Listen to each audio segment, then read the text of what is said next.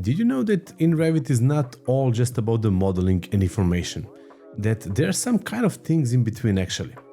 And can you imagine that you can use your CAD or SketchUp habits in Revit and maintain the correct workflow?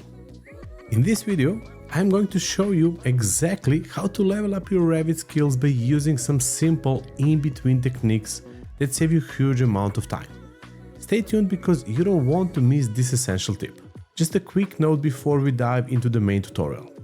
I would like to invite you to join my school community. It's all-in-one hub for over 10,000 architects and designers, free to join, and we also have a free Revit training there. If you want even more, our premium plan includes priority support, project files, and a free course, while you can also support me on the Patreon page. All the links are in the description below. And what are things in between? What are actually the habits you are bringing from another softwares? If you are working a lot with the 3D modeling, I know that you're used to have, let's say, the plane, and that on that plane that you place the texture and to have that texture visible in your 3D views. For example, as I can see it here. So if you just go to realistic, it doesn't matter. I'm in a section, I'm in a 3D view here, or I can simply go to my Enscape window, and then you will be able to see that in your 3D view.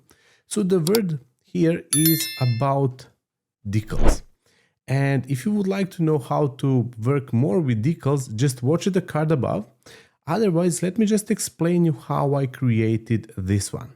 So as you can see, this decal has this big frame, but we only have this human figure visible. So what have I done is that I created a decal type where I have the source of the main map, let's say diffuse map for all of you who's let's say working with the 3D modeling softwares, and then I have the mask map.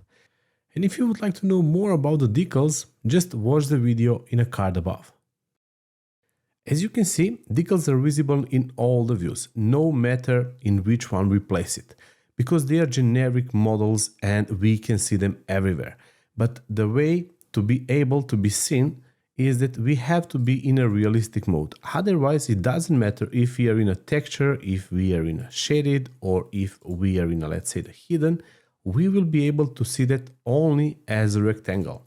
And if I just go to this view here, for example, I have this temporary view properties open. When I go to visibility graphics, you see that I have generic models on, but this one is not visible. And the reason actually, because of that is quite simple. And that's because I used filters and I have created filter for this one, so it's not visible here. And if you just take this smart approach, you will be able to understand how you can work and how you can enhance it. And of course, I also show this in my extended version, how you can create this filter and how you can hide it. So just go to Patreon page or to my school premium to watch it and to be able to learn it. But on the other hand, as you can see here, I have something which is kind of the Revit block. And when I go to another section, which is, let's say, the copy of that one, I have another thing. And this is something which is called detail item. And if you go to visibility graphics, you will see the detail item is under model categories. So if I turn it off here, you see, it will disappear.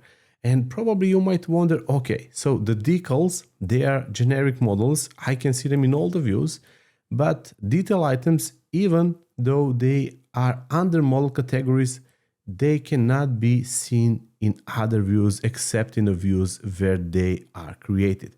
So as you can see, I added this one and this popped up my presentation quite a lot. So just imagine that here you can also add trees, you can add birds, you can add so many things. And the way how I made this is actually quite simple. So I'm just gonna go to edit family. And then you see, I just made this as a filled region. So simple filled region, you see, the solid one. And then the things here, I created using spline.